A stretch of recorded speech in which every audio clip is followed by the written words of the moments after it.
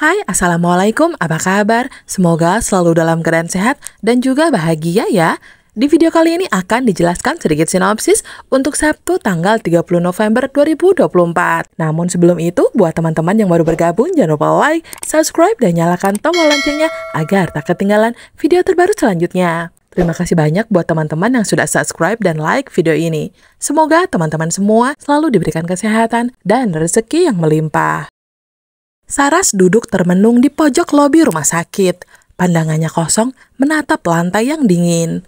Pikirannya terus terjerat dalam merasa cemas yang tiada henti. Memikirkan kondisi ayahnya yang terbaring lemah di rumah sakit. Biaya perawatan yang menumpuk seperti beban berat di pundaknya, membuat setiap nafas terasa sesak. Saras tahu ia tak bisa menghindar dari kenyataan ini. Tetapi harapan terasa begitu jauh, seolah menghilang di balik bayang-bayang ketidakpastian. Air mata yang mengalir di pipinya menjadi saksi bisu atas rasa duka yang tak terkatakan. Di tengah kepedihan itu muncul Aryo dengan niat yang tak terduga.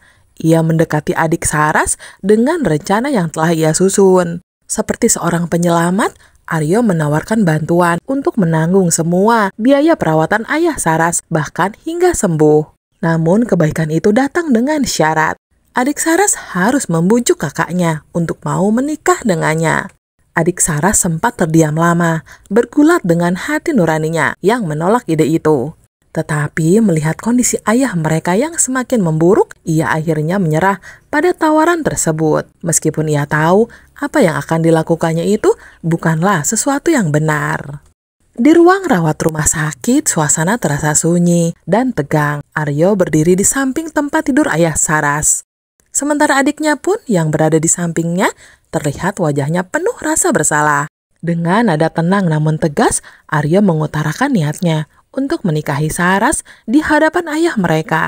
Ayahnya yang lemah hanya bisa menjawab lirih, menyerahkan semua keputusan pada Saras. Dukungan itu meskipun tulus seakan menambah beban di hati Saras yang mendengarnya dari balik pintu.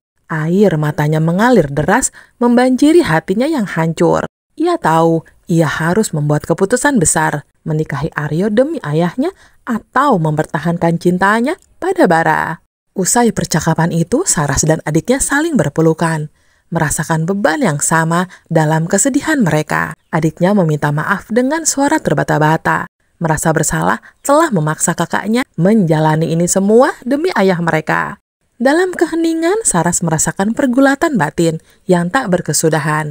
Kebahagiaannya seperti sebuah impian yang perlahan memudar, tenggelam oleh rasa tanggung jawab yang begitu besar. Di tempat berbeda, Bara membuka ponselnya dengan santai. Namun tubuhnya langsung menegang ketika layar memunculkan undangan digital yang membuat dadanya merasa diremas. Undangan itu berasal dari Saras, kekasihnya sendiri yang akan menikah dengan Aryo. Nama itu menyengat seperti duri di hati Bara. Pikirannya berputar tak mampu mencerna kenyataan pahit ini. Seperti disambar petir di siang bolong, ia hanya bisa terpaku beberapa detik sebelum melompat dari tempatnya berlari mencari Saleha dan Nando. Perasaan bingung bercampur amarah, memaksanya melangkah tanpa berpikir panjang. Hanya ingin berbagi beban yang tiba-tiba terasa terlalu berat untuk dipikul sendiri. Setelah menemui Saleha dan Nando, Bara menyerahkan ponselnya dengan tangan gemetar, nyaris tak sanggup bicara. Tatapan keduanya membulat, sama syoknya dengan Bara. Pikiran mereka langsung mengarah pada satu dugaan, yakni Aryo. Mereka tahu Aryo licik dan ambisius. Pasti ada alasan tersembunyi di balik rencana pernikahan ini. Bisik-bisik tentang Saras yang terpaksa menerima karena kondisi ayahnya yang sakit pun mulai terlintas di kepala. Nando dan Saleha meski ikut marah mencoba menenangkan Bara. Mereka tahu amarah hanya akan memperkeruh situasi. Tanyakan langsung ke Saras, kata Nando dengan nada tegas. Mencoba menjadi suara logis di tengah badai emosi. Bara hanya mengangguk lemah, menyadari bahwa kebenaran yang bisa ia dapatkan dari mulut Saras sendiri. Di sebuah ruangan sederhana KUA, suasana khidmat terasa, meski ada aura tegang yang menyelimuti. Aryo dengan tegap di depan penghulu dan saksi-saksi yang hadir. Aryo duduk tegap di samping penghulu dan saksi-saksi yang hadir. Di sisi lain, Saras tampak gelisah, duduk dengan mata berkaca-kaca. Sementara Dita dan Gania yang duduk di barisan saksi menyaksikan prosesi itu dengan wajah senyum jahat. Saat penghulu memulai ijab kabul, Saras hanya bisa menunduk, mencoba menahan air matanya yang tak kunjung surut. Pikiran kalut memenuhi kepalanya, tapi ia tak punya pilihan selain diam.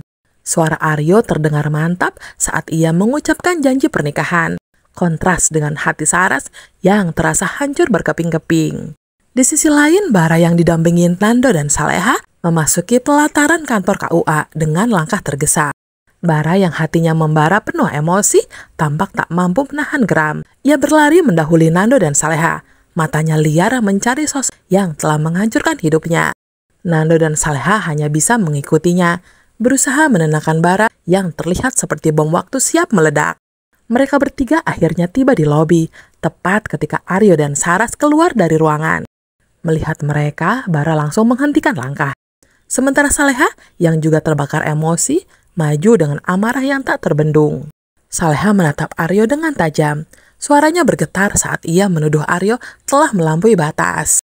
Ia mengungkit masa lalu ketika Aryo mencoba merebut hatinya dari Nando. Dan kini, dengan uang serta manipulasi, menghancurkan hubungan Bara dan Saras. Aryo hanya tersenyum licik, tatapan matanya penuh ejekan. Dengan nada dingin, ia mengatakan bahwa semua ini adalah balasan untuk Saleha yang dulu telah menyakiti hatinya. Ia sengaja menghancurkan Bara, adik Saleha, sebagai bentuk dendamnya. Senyum liciknya semakin melebar ketika ia menambahkan bahwa dirinya memang tergila-gila pada Saleha, meski kini dengan cara yang destruktif. Bara yang mendengar pernyataan itu tak lagi mampu menahan diri.